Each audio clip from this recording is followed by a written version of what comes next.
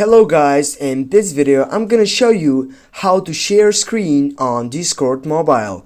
Firstly, go on your left upper side by clicking on the three dots and then select the server, for example, but also you can go for a person accounts that is related in your interest. Now I'm gonna give you just an example with my server. Now with my server I have channels, but as you can see you need to have a voice channel. You need to go and click on it. For example, it is called general. Now I need to go, for example, on join voice, and as you can see, join voice right now on this channel.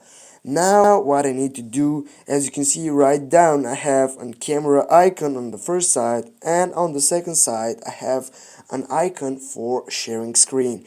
Click on that, and here, as you can see, start recording or casting with Discord.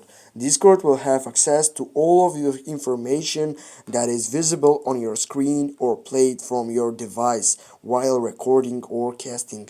Now you need to go for start now, and here it is, guys. Now if you want to get up from this, just go for stop sharing and get it back.